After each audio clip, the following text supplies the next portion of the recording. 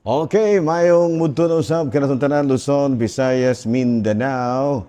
Mayong mudto Philippines, mayong mudto world, mayong mudto universe. Ana na pud kita manghigala dinhi nga atong tulumanon sa kahanginan CONA Catechesis on Air. O ako lang gihapon ang inyong ubos nga alagad Reverendo Padre Edwin Academia Acab. Abino adlaw na usab karon nga Huwebes, no?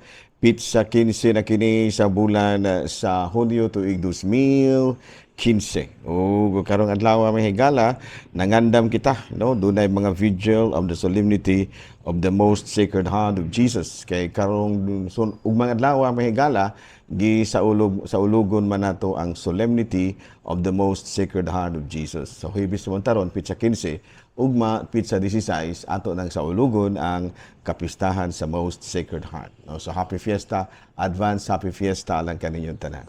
Bueno, ari kita manghigala sa ato ang mga huluhisgot-hisgutan ginagmay, no? Abino, ubay-ubay gyud karon manghigala ang ato ang mga kaigsuonan, no? Nga atong giawhag nga managpakasal na kay dugay-dugay na manghigala ang uban wala yun tayo mga kasal, no? Wala gid sila maka-avail sa kining mga sakramento sa kaminyoon. So muna nga ato lang yung awhagon ang atong mga kaigsuonan, no? Nga importante kaayo ang kasal alang sa usa ka tawo, sa usa ka pamilya ilabi na gayon sa managtiayon. Nga ang kasal manggod mura ba og nagpakita kita bitaw ang higala nga gusto nato nga silyuhan, no? Gusto ninyo nga silyuhan sa matud pa balaang panalangin sa Ginoo ang inyong panag-uban isip bana og asawa, no? Sama ba sa hitabo sa kasal sa kana, no? Nga diin imbitado gyud ang inahan ug anak, no? Atong Ginoong Hesukristo ug ang mahal nga Birhen Maria ug didto na silyuhan, no? Ang kining gitawag nato og ang ilahang kamilyoon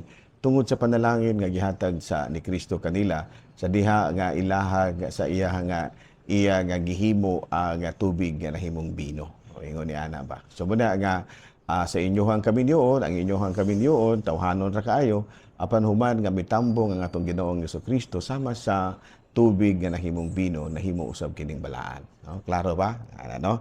Wala nang una kita karon sa CBCP News may gala ha kay medyo ulo api kita gamay sa ato nga mga gimbuhaton tungod sa kadaghang trabaho mahigala, no?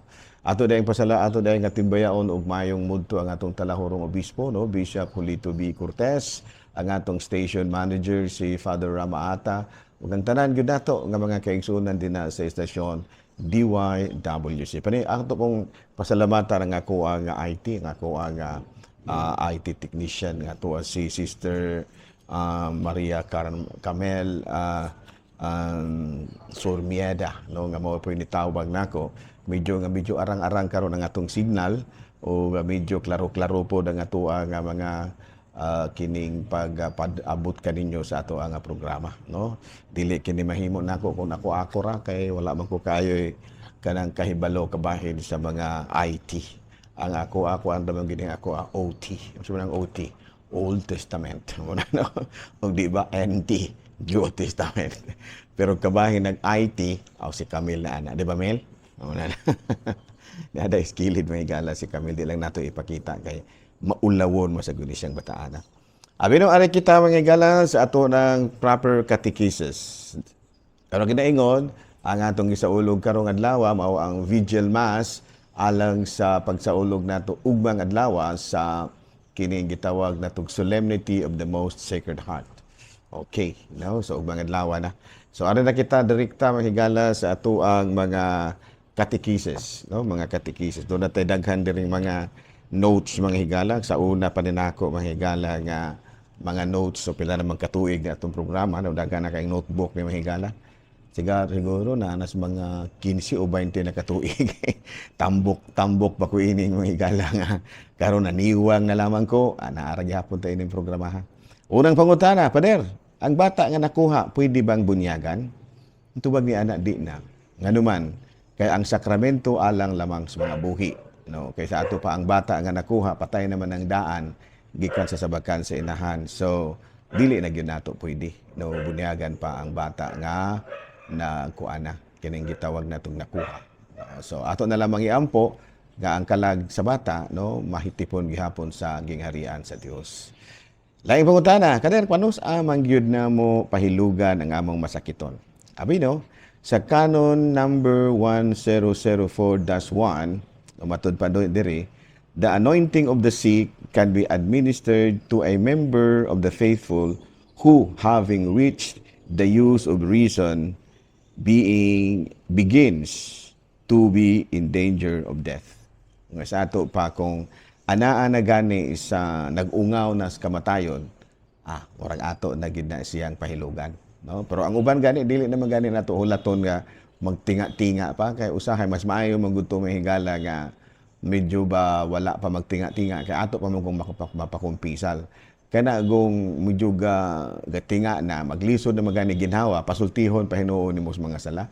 So nga para nako lang kung moabot na sa pangidaron nga medyo ilang idara na, mura ba og sa ato pa na ripe old age na ba? Kumpiso lang na gina nato. Duula na lang ko ninyo aron pod nga ato na gyud mapakumpisal na. Kaya kung atong basahon sa kining basahon ni Santiago kapitulo 5 bersikulo 14 hangtod sa 15, kung may magmasakiton kaninyo, ipatawag ang mga pangulo sa iglesia aron magampo alang kaniya ug sa ngalan sa Ginoo magdihog kaniya sa lana. Ang maong pag-ampo nga na inubanan sa pagtuo makaayo sa masakiton. Ang Ginoo mopahiuli sa maayong panglawas ug mopasaylo sa iyang mga sala. Bitaw magisulti diri nga ang pangulo sa iglesia. Ang pasabot ko sa iglesia manghigala simbahan na no basig magtuo mo nga laing relihiyon. Kanang iyong abi kay iglesia laing relihiyon na hinuon inyong tawag dili. Buti pasabot og iglesia simbahan. So buti pasabot diri nga kung medyo nagmasakito na ang atong mga magulang ba, atong atuang kining ginikanan ba, ato nang pa kumpisalon. Another question. Pero og daghan tang anak, pwede bang ipanghatag nga lang nato ning uban? Ginoo ko pangutana. Ang tubag ni anak dili, no, kay according to Psalm number 127 chapter 3, no? At Psalm chapter 127 verse 3, children are gift from the Lord and they are a reward from Him. Sa ato pa ayaw og pagpanghatag-hatag din ha, no? Tungod kay matud pa ang pagpanghatag pero doon naman gyud mga higayon mahigala ba nga tungod ba ka kalisod mo nang ipanghatag na lamang ning ubang anak dili jud na maayo bisag pag unsay hinungdan nga natawo ng bataa dili gyud nato ipanghatag kay mura na pud ning taog mga itoy nang ultimo ganing baboy ron di man gani ihatag na no di ba no gani kay barato naman ang baboy ron tungod sa ASF pero sa una wala pa ASF ang baboy sa una ang baktin 3,000, 4,000, ingon di ana. Unya inyo na noong anak, pero na may mga kaso nga ipanghatag ang mga anak, labi na sa mga ginikanan nga daghan na kaayog anak. No? Unya, kabalo ka mahigala, may epekto ba sa bata kung masayod siya nga hinatag na dahil siya? Palitan ikaw, no? May nimong maayo nimong ngisi-ngisi din na, unya nabalaan nimong hinatag na siya ka. Wala pinag sulug-sulugon kaya nga dito na ka napunitan sa basurahan nga magkama ka dito niya magkama ka dito niya nakitaan ka sa basurero nanggihatag na lang mga kasog ng pamilya you know there is always a psychological effect sa bata no kanang ihatag-hatag may epekto na siya sa iyang sa kuan pa na kung sa tinagalog pa na magkakaroon ng low self-esteem na dunay kanabitang anxiety, dunay controlling behavior, dunay ingon nga sleeplessness, no? Dili katulog na mahigala no. O baka attachment, fear of rejection. Gani ana no. Sa ato pa bisag unsaon din nato no ang bata grasya gina sa Dios. Dili gina siya pwede nga ato na lamang pud in taong ipanghatag mga higala ang atong mga kaanakan. Okay, klaro? Hala, padayon ta, lain mga pangutana, kumusta na di ay mo din ha sa isla? Agaling makaabot pa rin dito sa Tuan. Ano mo siguro yung field products dito? Ano? Kining radyo bandilyo, teleradyo. Naarga po na, no? Ang family planning, alang balangyod sa pagpakunhod sa gidaghanon sa mga anak. No? Sa mga ito mga pangutana ron kabahin mga birth control. Ang tubag ni Ana, family planning, kung ato ng binisayon, ay era mo katingala, mahigala nga nag-aw-aw sa itong luyo, kaya kini atong balaygon. kumplito ni sayupan na ay iring, na ay iro, no? May gani ka walay iro nga walay kwaknit nga ni tingog diri may gala. Ang family planning pader alang bagyod na sa pagpakunod sa gidaghanon sa mga bata. Well, anyway, ang family planning yun actually nagkahulugan gyud na siya birth control. Sa ako lang, maghisgot na gani ka og birth ka na family planning. Ang plano nga giingon din ha mao nga planuhon nimo ang gidaghanon sa imong mga anak. No, mag-anak ba kag duha, tulo. Nya kalagmitan gyud duha o tulo ra ginailaha. No ngano man tungod lagi kay aron kuno nga sayon kaayo ang pagpa-eskwela, gitawag nato og pagpabiste, pagpakaon, muna nga maghisgot na gani kitag family planning. Ang giplano gid diha ang gidaghanon sa anak. Para nako lang. Ang plano ra gyud nga proud, di gyud ingon nga giplano kay usaon pagpa-eskwela wala. Para nako giplano ana nga planuha nga duha o tulo ra gyud yung anak. Muna nga kun mahimo artificial birth control gyud mo. Kay mas maayo ang artificial birth control kay matud pa nila ha kuang kuno na kanang siguro good ba. Pero ang problema mahigala do naman goy gitawag bito nato og moral defect ang kining artificial birth control nga parte sa family planning. No, kay ang tinuod gyud nga family planning manghigala kung ato gyud na siyang palaluman pagsabot, buti pasabot ana is planning for the future of the family. No, how to raise the children, sending them to school, teaching them to pray and manage their finances. Mga futuristic outlook for the family and not only reducing the number of children. Oh, diba no?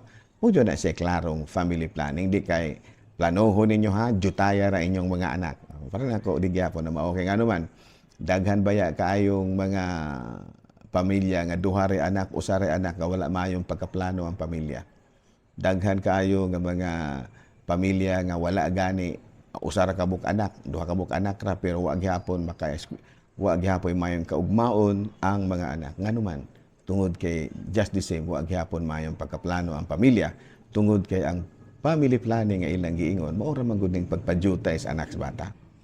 Muna nga, sa ako na ginaingon, kung mahimo, tinuod gyud nga family planning ang atong himuon. Kung mag-family planning na malamang mo.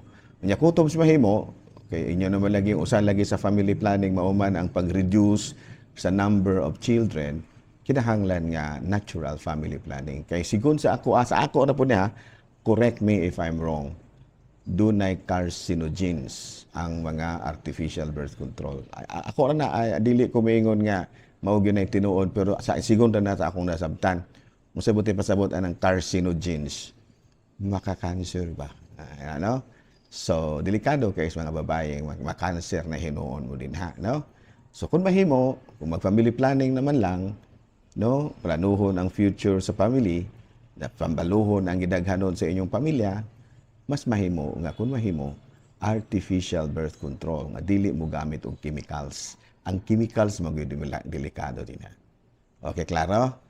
Bino, dinhi na lang una kita kutob ha nung ganay gyapon ta og mga lawa sa lain na pod nga edisyon ni atong tulumanon sa kahanginan C-on-A Catechesis on Air ug ako lang gihapon ang iyong ubos nga alagad Reverendo Padre Edwin AA maana milit na usab kaninyo og Merry Christmas. Merry Christmas na may noon. Mayong mudto kanatong tanan. Daghang salamat.